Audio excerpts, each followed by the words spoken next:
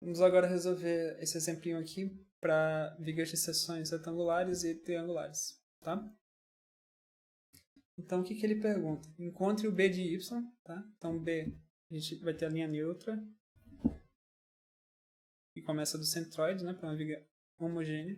A gente vai ter o B de y, que é justamente o valor da basezinha, né? Porque se a gente cortar a nossa figura em um valor y qualquer aqui, a gente vai formar uma areazinha aqui. E o B vai ser o valor da base dessa figura. Deixa eu pintar aqui em outra cor laranja. Né? Essa é essa basezinha aqui. Então, encontre o valor de B em função de y. E também o Q de y. Lembrando que o Q de y é o momento de primeira ordem, que é calculado como essa área que eu pintei em verde aqui, tá?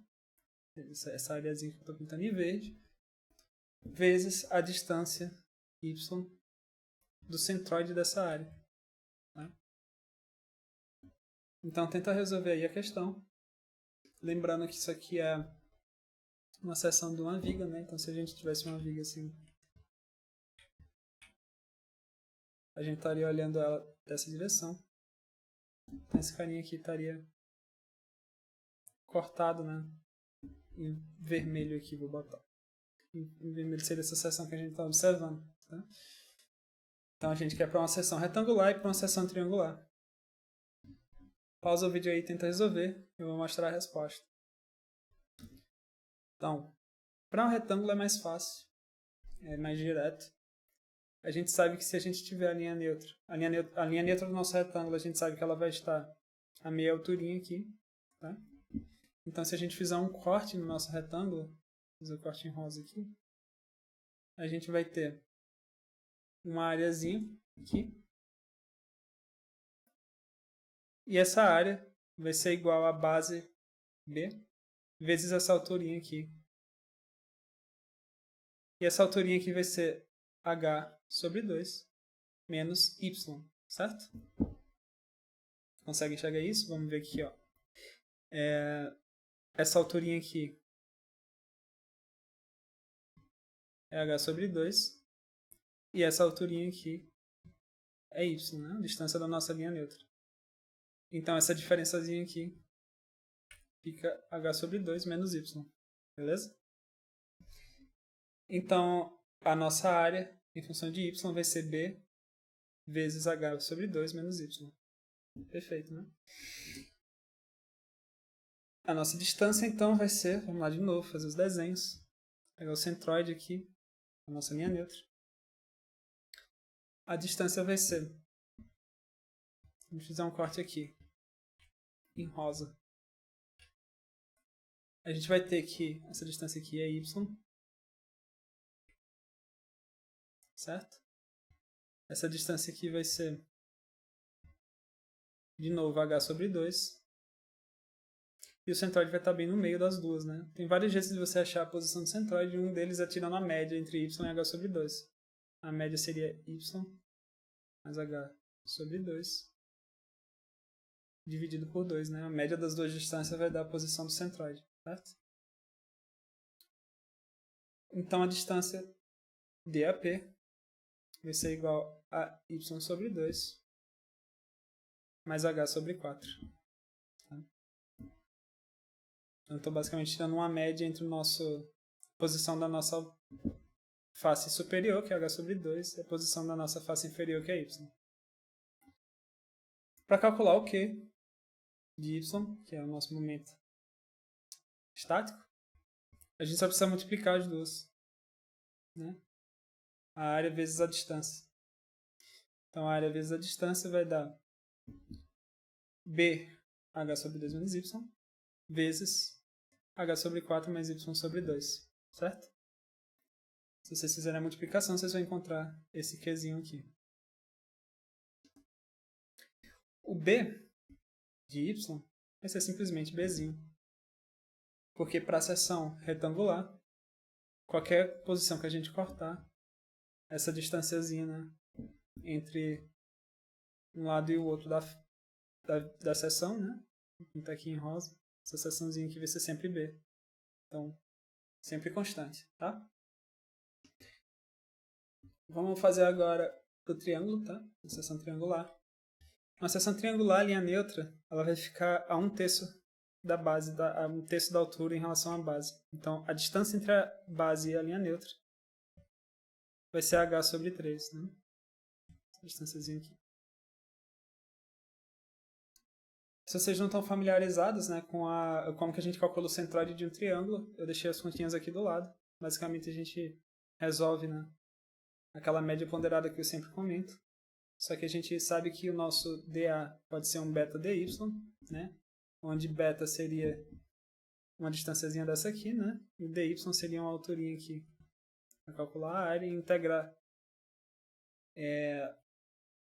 considerando y' a partir da base, certo? Então aqui a gente teria um dy' e aqui a gente teria um beta. Só que a gente consegue escrever o nosso beta em função de y', tá? Então, por exemplo, em y' igual a 0, o nosso beta seria simplesmente b. Tá? Aqui, nosso y' na base, né? Em y' igual a 0, essa distanciazinha aqui seria b. E em y' igual a h, se a gente substituir h aqui, o beta vai dar 0. Certo? Que é justamente aqui na pontinha que já não tem mais espessura. O y0', então, a gente pode quebrar em duas integrais, né? Já que o nosso beta pode ser quebrado em duas expressões. E se a gente fizer as contas dessa integral definida de 0 a h, a gente vai obter que a posição da linha neutra é em h sobre 3, como eu falei antes. Agora vamos desenhar aqui a nossa linha neutra em branco, né? Então aqui é o y, começa da nossa linha neutra. E aqui a gente tem uma distânciazinha que é igual a 1/3 da altura, h sobre 3. Então, primeiro vamos calcular o b de y. Quem que é o b de y? O b de y vai ser, de novo, né, essa distânciazinha aqui, em função de y. Tá? Então, y igual a 0, por exemplo.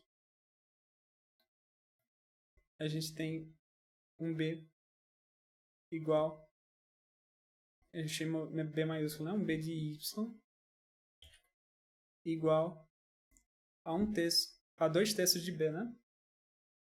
2 sobre 3b. Se fizer semelhança de triângulos, a gente vai encontrar aqui, baseado nessa h sobre 3 aqui, essa distanciazinha aqui vai ser 2/3 de b, certo? E y igual, aqui no topo, né? Qual que seria essa altura? Seria y igual a 2h sobre 3. A gente teria que o nosso b de y seria 0. Tá? Então, a gente pode colocar como uma constante 2/3 de b, né? Que é onde y igual a 0, porque se a gente substituir y igual a 0 aqui, vai sobrar 2/3 de b. E a gente pode escolher o coeficiente de y de tal modo que quando a gente coloque 2/3 de h, só sobre 0. Né? E de fato, se a gente colocar 2/3 de h aqui, vai ficar menos b. Esse termozinho aqui vai ficar menos b, esses 2/3 de h sobre h, né? Então, cortando esse cara com esse, sobra só 2/3 de b, e aí quando você soma com esse cara, dá 0, que era o esperado, né? Então, a gente já encontrou o nosso b de y. Vamos encontrar agora o nosso a de y, né? A nossa área. Então, a gente tem a linha neutra aqui de novo, começando do y. A gente vai cortar a uma altura y aqui, né? Então, vamos pintar aqui essa área. A gente quer saber quem que é essa areazinha aqui, né? Então, essa areazinha vai ser basicamente essa distância. E essa distância vai ser justamente o b de y que a gente já calculou, certo? E multiplicar por essa alturazinha aqui. Quem que é essa altura? Essa altura vai ser igual a essa alturinha completa aqui, que vem a ser 2h sobre 3, menos essa alturazinha aqui, que é o y, certo? Então, 2h sobre 3 menos y. Fazendo base vezes altura, como é a área de um triângulo, a gente divide por 2. Então, fazendo a multiplicação, né, reorganizando essa equação, a gente encontra isso aqui, tá? Se a gente fizer, né, esse vezes esse vezes esse vezes esse vezes esse, a gente encontra essa expressão quadrática aqui. Tá? E para encontrar a distânciazinha aqui, DAP, vou desenhar de novo aqui, que eu não deveria ter apagado, mas eu apaguei. Então a gente tem o y aqui, né? Essa coordenada, a gente vai cortar, a uma altura y a gente vai cortar o nosso triângulo. Isso vai gerar uma areazinha aqui, né? E o centroide, eu vou marcar aqui em verde. Então, qual que é a posição desse centroide? Essa posição do centroide vai ser, bom, como a gente olhou antes, né? O centroide para um triângulo vai ficar 1/3 da alturinha. Então, se a gente pegar essa alturinha aqui, né, que a gente já calculou antes, é 2/3 de h menos y, certo?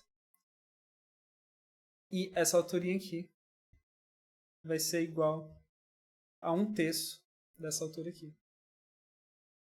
Tá? E a gente somar isso tudo com y, que é essa distância aqui, a gente vai ter a nossa posição do nosso centroide. Perfeito? Então, essa mesma expressão aqui está escrita aqui, certo? Que dá para reorganizar e escrever dessa forma aqui, como marcado em vermelho. Tá?